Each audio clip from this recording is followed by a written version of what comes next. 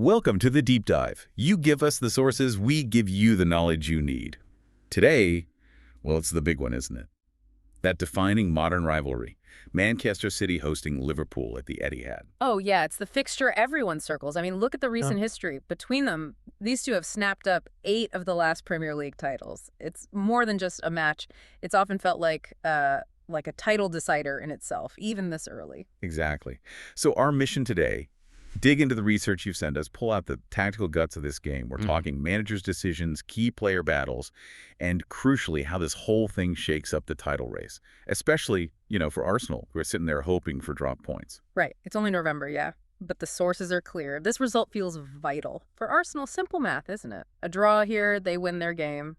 Perfect weekend for them. But based on the quality we're seeing and how both City and Liverpool seem to be finding their feet again, the feeling is this could kick off a truly vintage Premier League season. High stakes, fine margins all the way.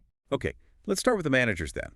Arne Slot at Liverpool. He gets the scale of this. He mentioned, didn't he, that even back in Holland, City versus Liverpool was the one game he absolutely made sure to watch. Yeah, he called it like an El Clasico, one of those global event games. Right. Huge praise. But what's interesting in the analysis is this idea of stability he's bringing back, and kind of ironically, it seems to stem from a bit of humility. Not being too proud to say, okay, that experiment didn't work, let's go back to basics. But is it humility or... Well, look at the Vert situation. You've got a 100 million player, mostly on the bench. Is that good management? Or is it covering up a signing that hasn't quite clicked yet? That's the debate, absolutely. Vert came in, huge expectations, huge fee, and one source put it quite bluntly, he initially disturbed what they had.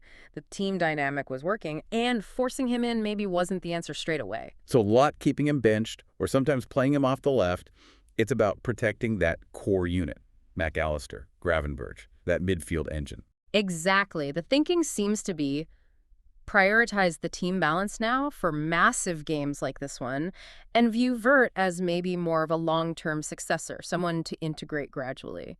It's quite pragmatic, even with that price tag watching from the sidelines. Okay, pragmatic. And that pragmatism, maybe that's showing up defensively too. Small sample size, I know, but fewer goals conceded recently compared to that chaotic start. Yeah, there's a connection there. And it links into leadership as well, specifically Virgil van Dijk.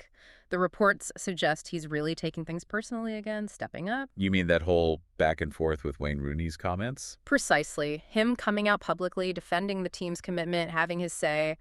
It shows he's engaged, he's feeling that responsibility again. It's a strong sign. Right. And leadership isn't just the captain, is it? What about the flanks? Left back's been a bit of a question mark. Yeah, young Kirk has been filling in, and the analysis suggests maybe the pressure's been a bit much lately. The phrase used was the shirt felt a bit heavy. Oof. Tough place to be against City. Very tough. So the manager bringing Robertson back in, it's seen less as dropping Kirk, more as protecting him, giving him time to develop away from this kind of intense spotlight while relying on experience for the immediate challenge. It's about winning now, but also managing that young talent for the future. Okay, so Liverpool are maybe finding that stable core. What about City? Can they say the same? Oh. Especially when we talk about, well, the Rodri factor. Let's pivot to the Etihad, because you can't talk City tactics without talking about them, can you? Absolutely not. Rodri's importance it's almost off the charts.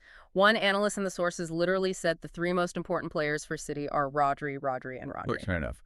But why? What does he do that's so irreplaceable? It's not just about passing. He's the guy who locks the door defensively right in front of that back line. He provides the security. And locking the door lets everyone else go play. Exactly. It frees up Foden, Cherki, Haaland. Right. All those attacking threats can push forward, knowing Rodri's got the structure covered behind them. Take him out, and, well, the whole system looks vulnerable. We've seen it. Which leads directly to Pep Guardiola's massive headache this weekend. The sources really flagged this.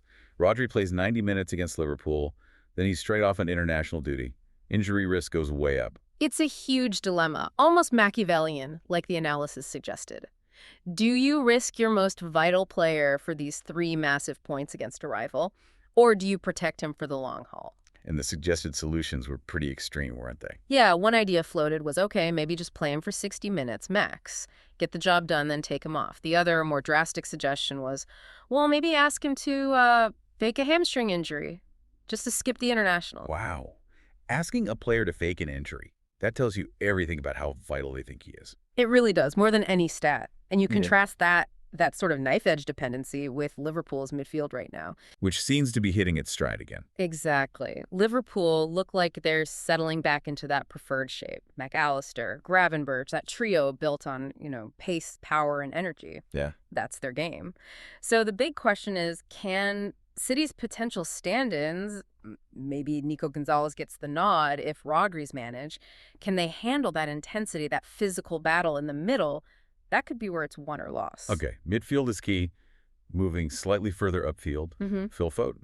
He directly benefits from Rodri's security, right? We saw him against Dortmund recently, and the description was unplayable. Yeah, just beautiful to watch sometimes. A real technician, plays with his head up, unselfish, looks the complete package when he's on song. When he's on song. That's the caveat, isn't it? It is. He's a fantastic footballer, no doubt. But the analysis does bring up the consistency issue. You compare that PFA young player form from a couple of seasons back with, frankly, some pretty poor England performances last season.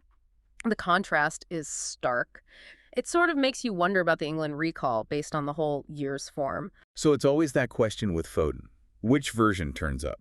The game changer or the guy who drifts a bit? Precisely. What version of him are we getting? And, that question about consistency, you could maybe aim it at Liverpool's defense too, particularly on their right side with Connor Bradley. Right, Bradley. Had that brilliant game against Real Madrid earlier this season, which everyone remembers. A massive highlight, yeah. Yeah. But has he hit that level week in, week out?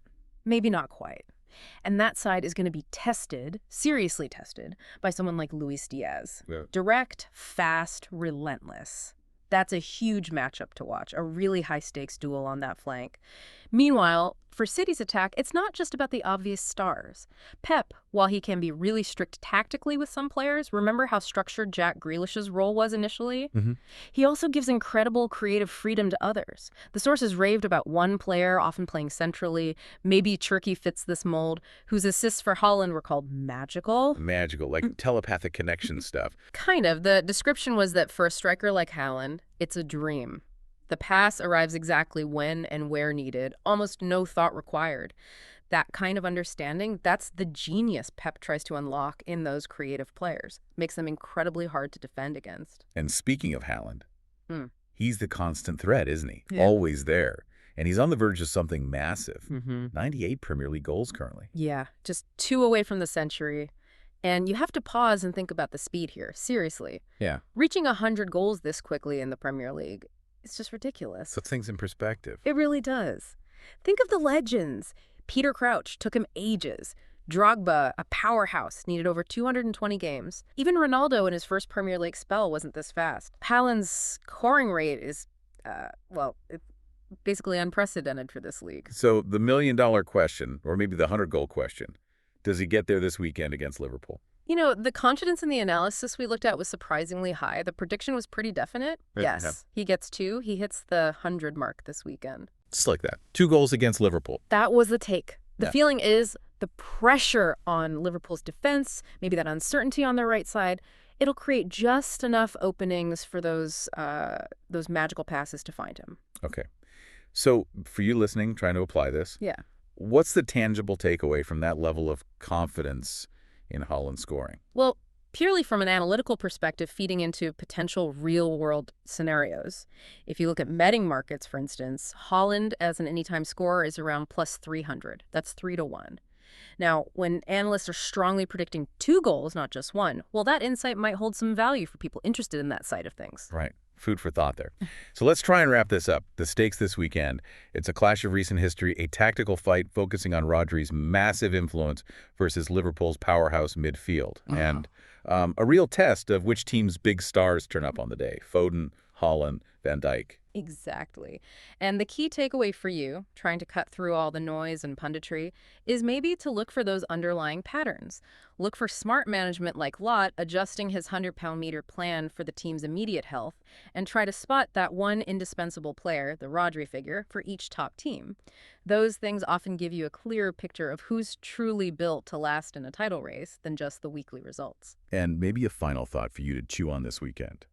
When a manager, even hypothetically, is weighing up asking his most important player to possibly fake an injury just to navigate a fixture crunch, what does that calculation tell us about the real cost the sort of hidden pressures involved in chasing these major trophies at the absolute highest level. Something to think about. We'll see you next time on The Deep Dive.